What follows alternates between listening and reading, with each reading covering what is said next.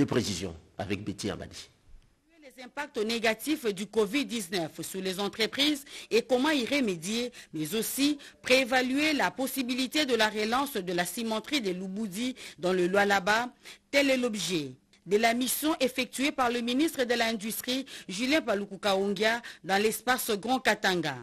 De l'aéroport, le ministre de l'Industrie, Julien Paluku Kahongya, accompagné du gouverneur du Haut-Katanga, Jacques Kaboula Katoué, est allé visiter l'usine des Prémédis en pleine installation. Une entreprise qui va produire la farine de maïs, le jus, de l'eau, les biscuits et autres, avec 500 employés. L'inauguration est attendue sous peu. Ici, le ministre de l'Industrie a encouragé et félicité le promoteur de cette unité de production qui fait désormais la fierté du Haut-Katanga. Très émerveillé, Julien Paluku Kahongya a promis l'accompagnement du gouvernement. Dans un autre décor, le ministre de l'Industrie a visité le samedi 5 septembre l'usine Uperb Saro qui produit de l'eau, du jus et du savon en poudre. Les staffs dirigeants de cette unité de production qui fait la fierté du Haut-Katanga a présenté au ministre les difficultés auxquelles elle fait face, dont les coûts de production élevés suite au système fiscal et les phénomènes bilanga aux frontières qui détruisent l'industrie locale. Le gouvernement est plus que déterminé pour protéger cette industrie locale, a rassuré Julien Paluku Kahongya. D'une province à l'autre, le gouverneur du Sankuru a effectué une descente dans les entités administratives sous sa direction, une façon, selon lui, de se rapprocher de sa population afin de mieux connaître ses préoccupations. Regardez. C'est aussi prendre la température de son entité tant sur le plan social qu'administratif. Faisant sienne cette approche, le gouverneur de la province du Sankuru vient de se déployer dans les différents territoires sous sa gestion. Joseph Stéphane Mukumadi a reçu un accueil un peu plus chaleureux. À la première étape, Lomela, cité située à 215 km de Lodja, un parcours qui l'a valu beaucoup de transit. C'est pour communier avec les Sankourois. À l'exemple, les habitants du village Mukumari. L'autorité provinciale visite une ancienne habitation du roi Léopold II. Le colonisateur y avait implanté une usine visible à ce jour. Sur place, un groupe d'étudiants prend langue avec le gouverneur. C'est le moment de présenter leurs doléances, surtout sur les infrastructures précaires. Ce ne sont pas les auditoires, mais les hommes des étudiants. Vous voyez à quel état les hommes des étudiants se trouvent à l'ICA. Ce qui est dommage et malheureux parce que nous n'avons pas de financement et ces hommes, nous les construisons. Même les auditoires que vous avez vus, nous les construisons avec des fonds propres. Enfin, le gouverneur Joseph Stéphane Mukumadi arrive à Lomela, Saint-Bastien, où une foule immense l'attendait au rond-point pour suivre son meeting populaire devant les différentes couches sociales et politiques. Dans un autre chapitre, le gouverneur de cette province a lancé les allocations familiales deuxième trimestre 2020 au bureau de la Caisse nationale de sécurité sociale. Le responsable numéro 1 de la Caisse nationale de sécurité sociale du Sankuru se plaint du faible taux de filiation des partenaires. Joseph Stéphane Mukumadi a promis de s'impliquer pour que la population tout entière comprenne l'importance de la filiation de tous les services et ONG de sa province. Nous allons vous aider, nous allons pouvoir travailler ensemble pour voir dans quelle mesure nous pouvons sensibiliser la portée de la sécurité sociale parce qu'ils n'ont pas encore reçu de coup dur, qu'ils n'ont pas encore été appelés à recevoir le subside de la part de la sécurité sociale, mais en cas de coup dur, ils s'en rendront compte.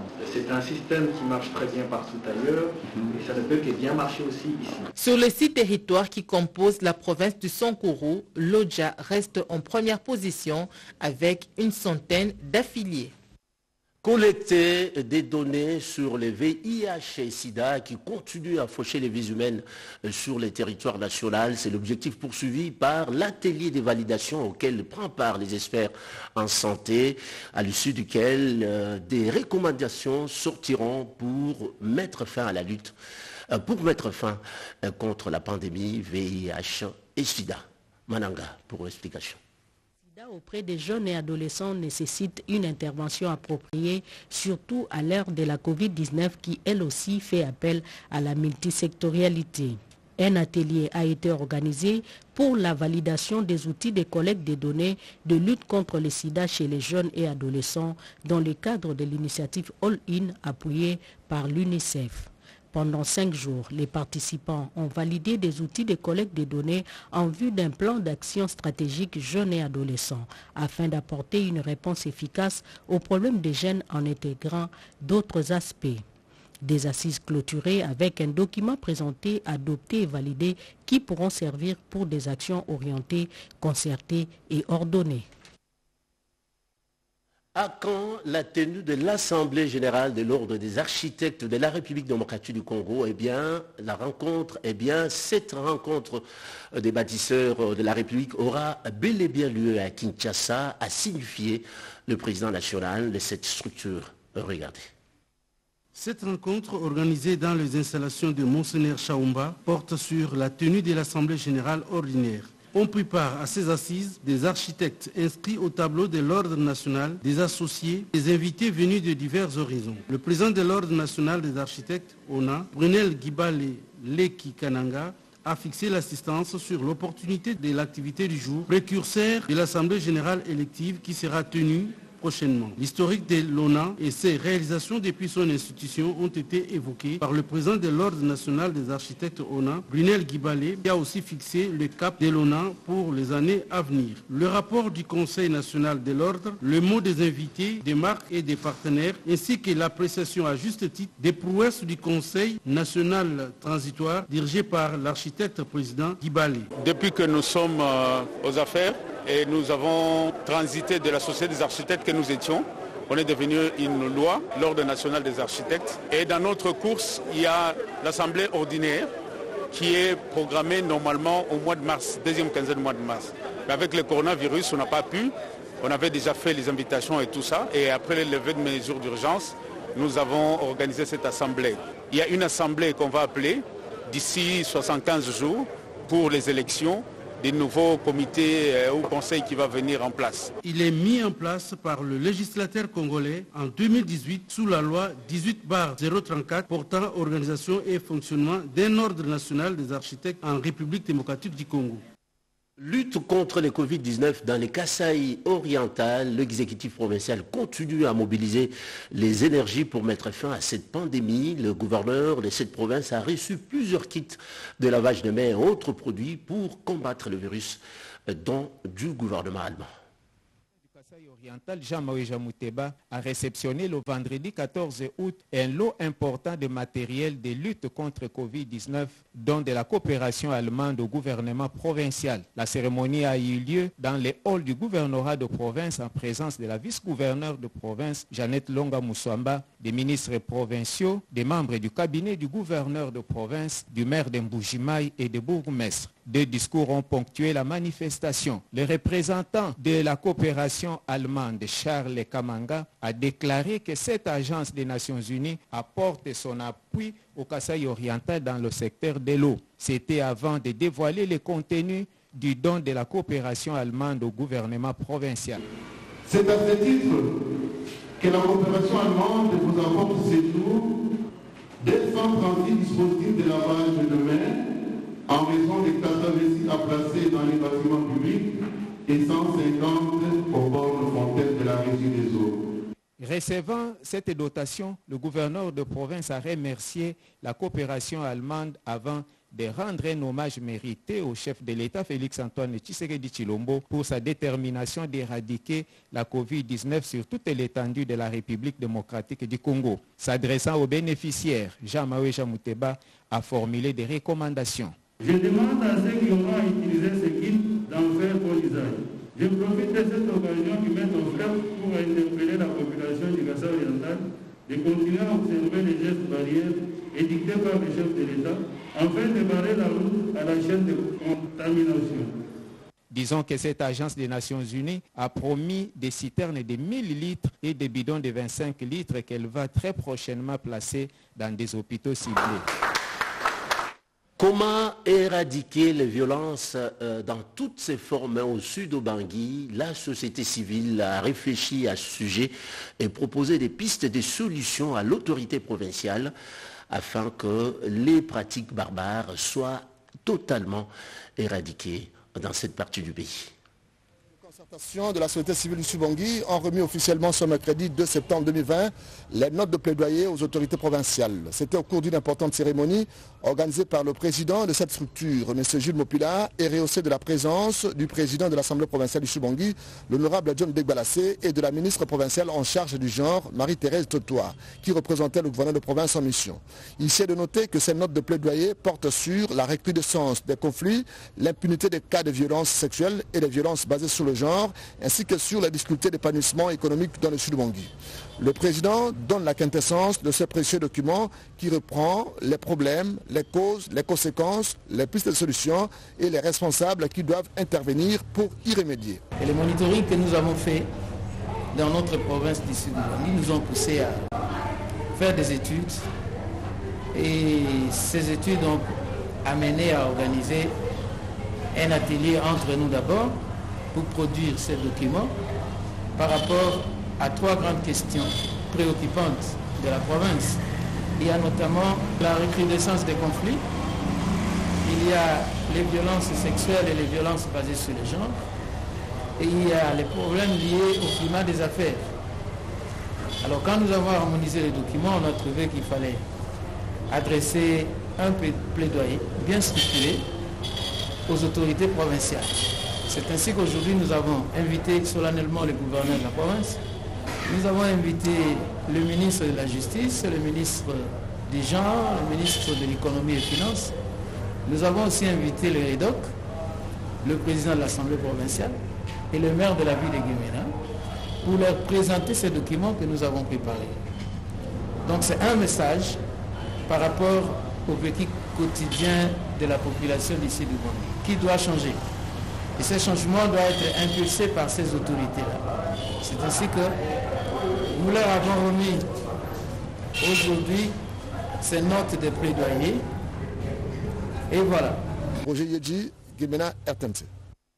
Bientôt, un film consacré au Congolais Dr Muyembe sera réalisé. Un film qui va plus mettre en exergue de ses exploits dans l'éradication de plusieurs pandémies connues en République démocratique du Congo. Bientôt, l'espace culturel congolais sera doté d'un long métrage. Ce film va immortaliser le professeur Dr Jean-Jacques Muyembe Tamfoum pour sa bravoure dans les combats contre l'épidémie à virus Ebola. Une initiative d'un jeune Congolais qui annonce les débuts des tournages pour le mois d'octobre prochain. Les repérages étant déjà effectués par une descente dans les Kouilou. Eric Kassongo, président des Motives, a au cours d'une conférence de presse organisée à l'Institut national de recherche biomédicale innervé par sa structure, dit sa détermination de réaliser son rêve, celui de rendre hommage à ces dignes fils du pays pendant qu'il est encore vivant. Honoré par ces projets, Dr Jean-Jacques Muyembe Tamfoum réaffirme son soutien à la jeunesse congolaise pour la relève scientifique en RTC. On ne peut pas faire la recherche seul, il faut faire en équipe. Et moi personnellement, je me suis beaucoup occupé de la jeunesse pour créer la relève scientifique dans notre pays. Aujourd'hui, je peux vraiment partir et cet institut va continuer à prospérer. Grâce, entre autres, au partenariat avec les États-Unis. Les États-Unis constituent pour nous un modèle de pays parce que ce pays s'occupe des chercheurs plus qu'il ne s'occupe de la politique. La découverte du virus Ebola, c'est l'affaire de la RDC, à l'époque de Zaïre, des États-Unis, de la Belgique, un phénomène mondial, si vous voulez. Richard Timode Jones, acteur Hollywood qui va incarner le professeur Muyembe dans ses longs métrages, s'est dit fier de son rôle. Plusieurs personnalités politiques, membres du gouvernement, du monde des affaires, ainsi que l'ambassadeur des États-Unis en poste à Kinshasa ont pris part à cette cérémonie. Un mot de la culture dans ce journal, peut-être vous ne le savez pas, il existe dans la province du Kasaï le festival culturel Chibala. Il a pris de l'âge et a célébré son anniversaire, témoin oculaire Bobo Coucou.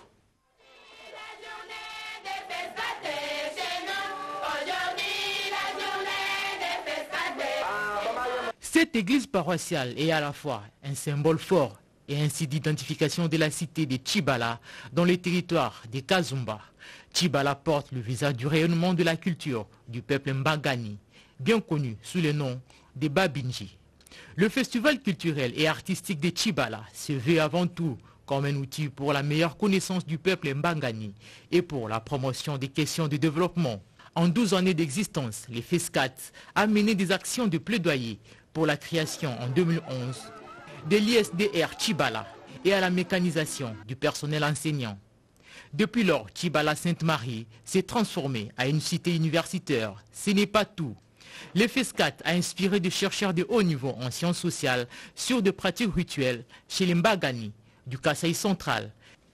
Peuple victime du commerce triangulaire, les Mbangani se sont vus coller les sobriquets des Bambinji, référence faite à l'esclavage en langue tchokwe ancien. Les sobriquets des Babinji peuvent être attribués à tout le peuple du monde qui ont été amenés de gré ou de force à l'exploitation comme esclaves. Pour promouvoir la culture auprès des jeunes, le FESCAT s'est appuyé sur l'organisation du championnat de football entre les jeunes à Tchibala, dans les territoires des Kazumba.